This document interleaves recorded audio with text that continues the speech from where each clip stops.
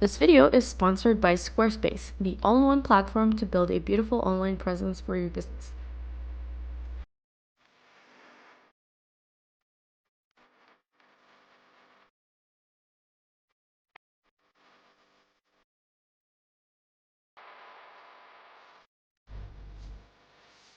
Hello and welcome to my art channel. So in this video, I am going to tell you about my 2024 art goals, which I kind of have, but I'll get into the details a bit later.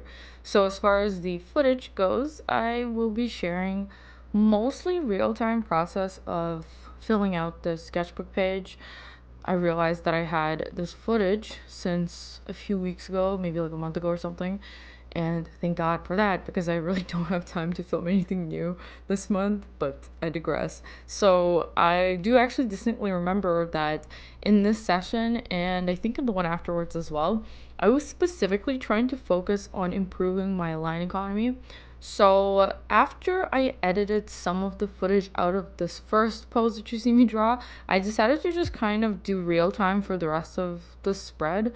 It was a relatively quick one because I did give myself a time limit for these poses. So the goal was to finish the drawings relatively quickly. By that I mean like 3 to 4 minutes, like 4 minutes or something time frame. Yeah, maybe 3 to 4, I don't know. And I wanted to keep the lines to an absolute minimum. So there's that. And it's something I'm going to come back to in a bit. And yeah, enjoy the footage, enjoy the real time. I actually thought it was a lot of fun to watch, even for myself. So hopefully it's as fun for you guys to watch it as it is for me looking back.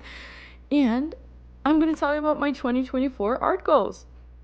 So as some of you know, maybe actually nobody knows because I never talk about this, but I am a bullet journal enthusiast. Bullet journaling is something that actually really improved my life quite a bit when I started doing it several years ago. I feel maybe it's been about, I don't know, it's actually been a really long time. I'm not sure how long, maybe 6 years or so. Yes. Anyways, doesn't matter.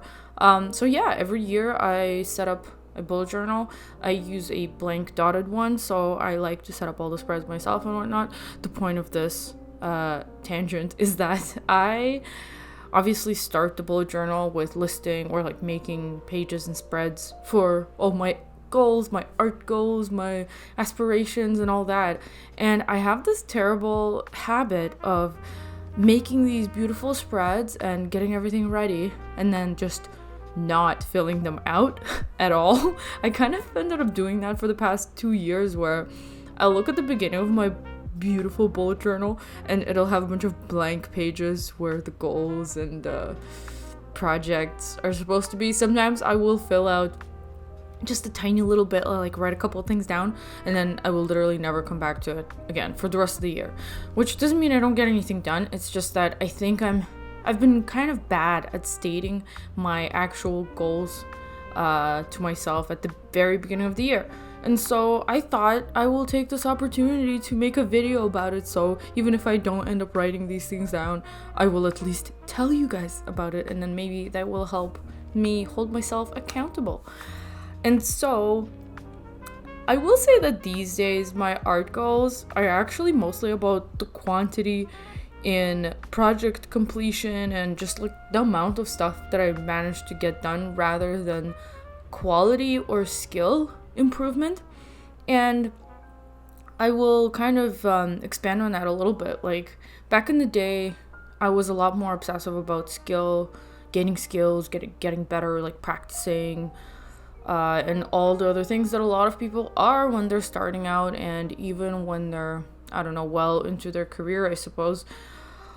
And I think I've been trying to kind of diminish my mental fixation with skill gains because I found that it can really be a bit of a hindrance sometimes.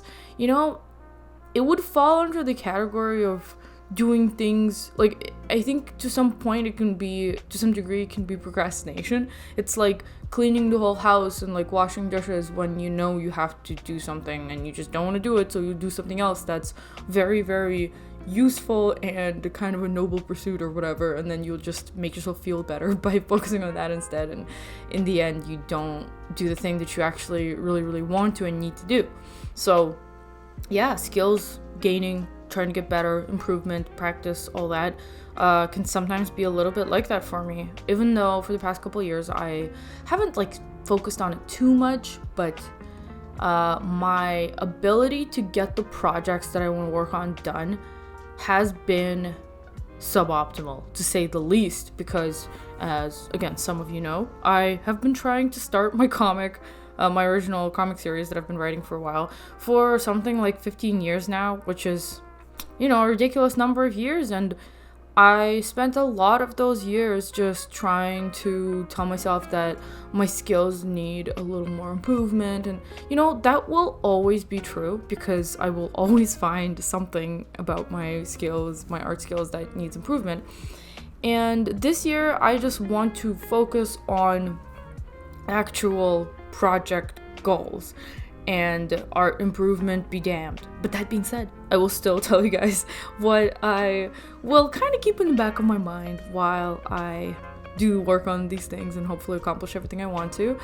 And so I picked a few skill related things that I kind of want to hopefully improve on as like a side effect of just working a lot. And those things will be one of them will definitely be line economy with my figure drawing. So let me just take 1 minute to tell you about this video sponsor, Squarespace. So if I could go back in time, I would definitely host my online shop directly in Squarespace. Unfortunately, I set it up a while ago on a different platform, but you don't have to make the same mistake as I did. A feature that is so incredibly useful for an online shop owner is the integration of a Square Reader directly with your online shop. So inventory can be so tricky to keep track of when doing in-person shows, and I always have to count things and update my shop afterwards, and it's just so time consuming, and I always end up miscounting my inventory. But with Squarespace, you can hook up your Square Reader directly to the Squarespace app and keep track of your inventory while doing in-person sales. Needless to say, I also use Squarespace as a hub for all my other art business needs, my portfolio, etc. And it's been super easy to keep up with my portfolio site and keep everything nice and updated and looking beautiful. If you're looking for a platform to get going on your own art business dreams, you can go to squarespace.com and start experimenting with building your own portfolio site. See all the cool features Squarespace has to offer, and once you're ready for your website to go live, you can go to squarespace.com/cosmicspectrumart for 10% off your first purchase of a website or a domain. And now back to the video. So as you can see in this video, I am taking a lot of pauses, so it can kind of even make the drawing look like it's going a little bit slower than you think. But if you look at the timer, these are actually pretty quick little drawings. And what I mean by line economy is to just be able to put down as little lines as possible, so to be super concise with the number of strokes that I put down, which is why I'm using a ballpoint pen, which is my go-to sketching instrument because it is the best for stuff like this. And the biggest reason why I'm always concerned about line economy, and it's something I always want to improve on, because this is a skill that really greatly aids the speed and quality of storyboards, which are the first step of translating a script or, you know, like an outline of a story into the comic. So I use the term storyboard interchangeably with thumbnails and whatnot, because to be honest, I think storyboarding for comics, storyboarding as a term is more accurate than thumbnailing, in my personal opinion, so I'm just going to use that term. And yeah, it is the hardest part of the process to some degree. Actually, yes, it is absolutely the hardest part of the process if I don't include the actual writing. Writing can be quite hard, but I will say that I think storyboarding is actually the hardest, probably by a pretty large margin compared to all the other parts of the process, because it just requires so much brain power in things that have little to do with art and actual drawing ability, so that being slow with sketching can be like a gigantic hindrance. And same with any number, like basically the skill level and the speed at which you can draw little figures. They don't even have to be technically really accurate or really great drawings. They have to be clear and clean. That's the biggest asset you can have in your skills in order to in order to just make your life significantly easier when you're trying to storyboard. So that's something that I'm super concerned about, because God, it takes so much out of me, and I haven't done storyboards for comics in quite some time. I think I actually did them for my prologue for my comic maybe over a year ago at this point, maybe even a year and a half or something like that. So I mean, I did go over them at some point to improve, but anyways, I'm in the territory now where I'll be doing a lot more of that. Storyboarding is what I mean by that, and I would really like to make my life easier and elevate my skills when it comes to line economy. So that's something I'm going to be focusing on low-key going forward. And I mean, it really feeds in super directly into my actual goals, and I'll get back to talking about that a little bit later. But just to mention a couple of other things that I wanted to focus on as far as art improvement goes. Like I said, hopefully as a byproduct of actually working on my comic, that would be panel and page composition and flow. I really want to make my compositions in comic book pages more interesting.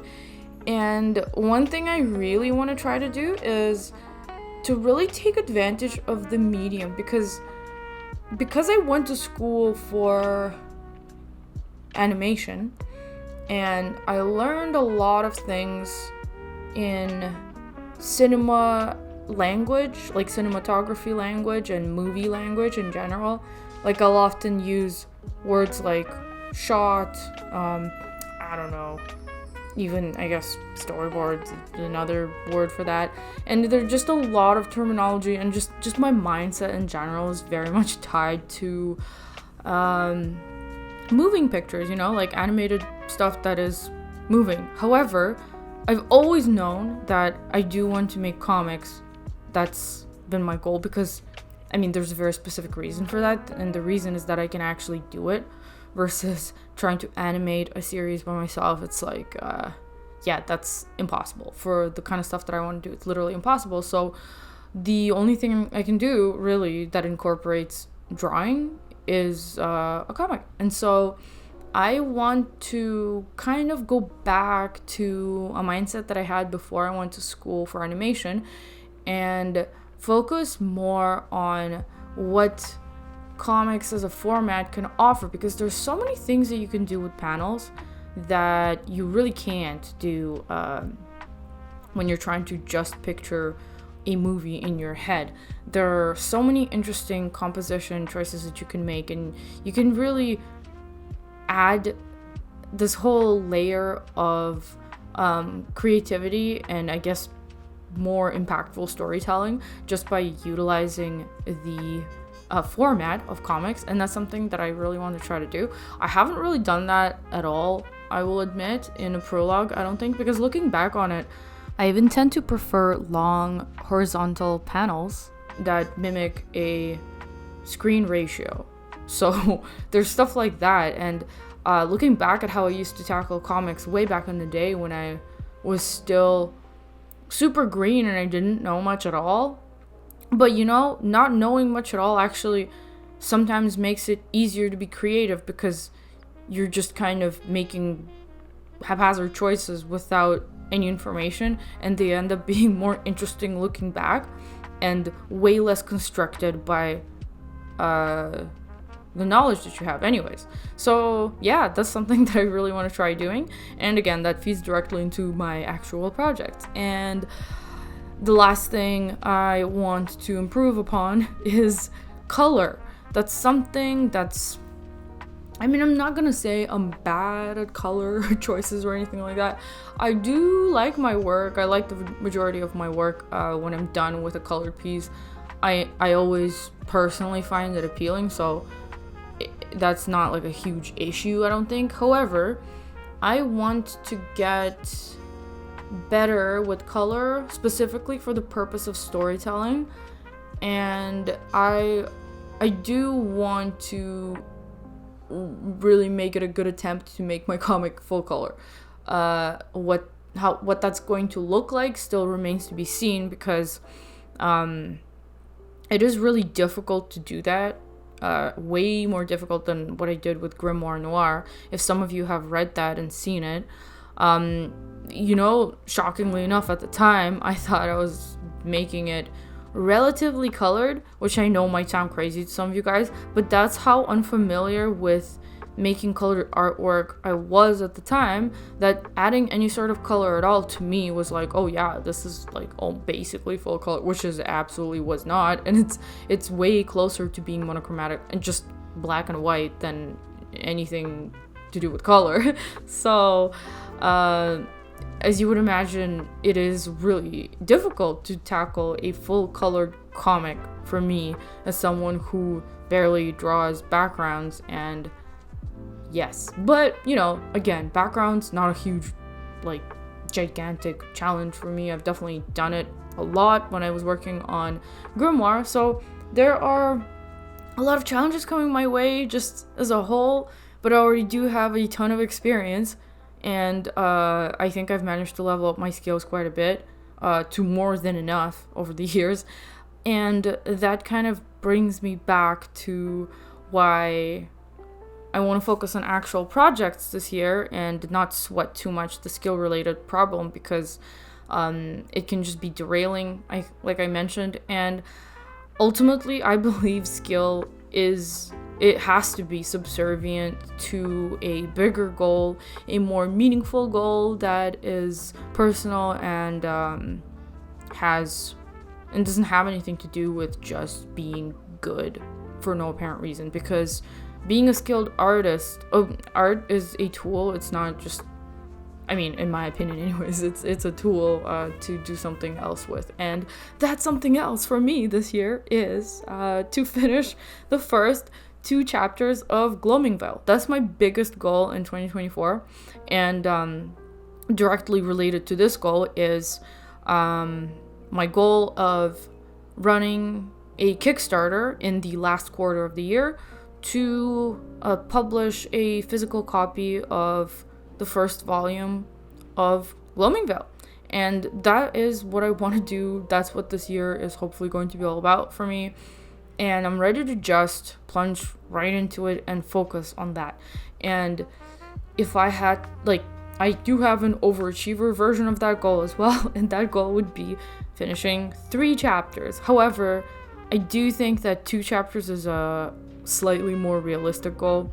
It doesn't sound like a lot, but judging by how many pages the prologue is and how long it took me to complete, I think this is actually kind of a hefty goal, because even the first chapter, just like glancing at it, as far as the length of the text is, it's way longer than the prologue. The prologue is 18 pages. That took me way longer than I care to admit, and I need to really kind of make some adjustments to my process, probably bring it down a notch so that it's more doable for me.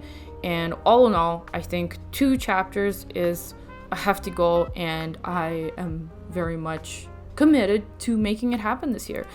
And aside from that, as you guys maybe have heard me mention in the last couple of videos, I also want to put together and release a sketch collection, something that I haven't done actually in a very, very long time. I think the last time, or the only time really, I released a sketch collection was in 2001 or something like that. It was ages ago.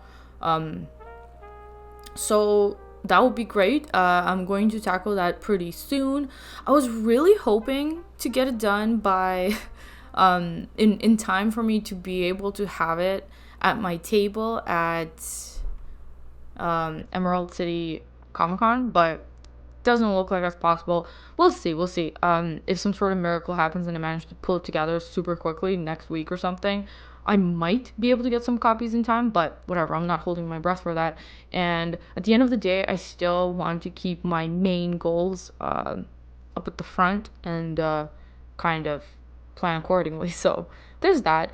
And I guess a last goal that I have in relation to all my comic stuff is to get my Patreon income up to where it covers my basic bills. That is a pretty hefty goal for me because the basic bills are no joke. I live in GTA in Ontario, Canada, and it's super expensive over here. And yeah, anyways, I'm not gonna go too far into that, but that's just something that I really like to happen so that it'll allow me to put a lot more time and dedication into my comic. But that's what I'm gonna do anyways, regardless, and I'll figure out how to make money some other way. I think I do have a knack for doing that, thankfully, something I've noticed over the past several years or up to a decade. And hopefully I can make it all happen. Yeah, as you can see, it's very one track minded. Just one thing that I want to do is work on Gloaming Veil, get it up and running, and finally just be sharing it with you guys, because I have been in the secretive pre-production stage for way too long, and at this point I just gotta do it. And yeah, we're almost here. That's about it for my goals. I was going to talk about my other life goals. They're not related to art, but maybe I'll just leave that for a separate video because there's a lot of stuff I would actually like to ramble about probably. So to cap off this video, I just wanted to give you guys some quick updates about my comic. So I actually finished all the art for the prologue finally a couple of days ago. It was a huge accomplishment for me to finally complete the art, and I went kind of above and beyond what I was even expecting from myself, and I was already expecting a lot. So I really need to be able to pull it back a little bit, so the prologue will be probably more intense than was ever intended by me, but it's okay. And yeah, I'm really looking forward to starting on chapter 1. There's some stuff that I gotta do before that. Like I said, I'm gonna be at Emerald City Comic Con, and also finally have a vacation coming up very soon in about a week. So I'm super excited for that. It's gonna be 10 days. It'll give me a good break, and I will reset and be refreshed and ready to start working on chapter 1. So yeah, that's very stoked for that. Can't wait. Thank you for listening to this video, and I will see you guys in the next one. Bye.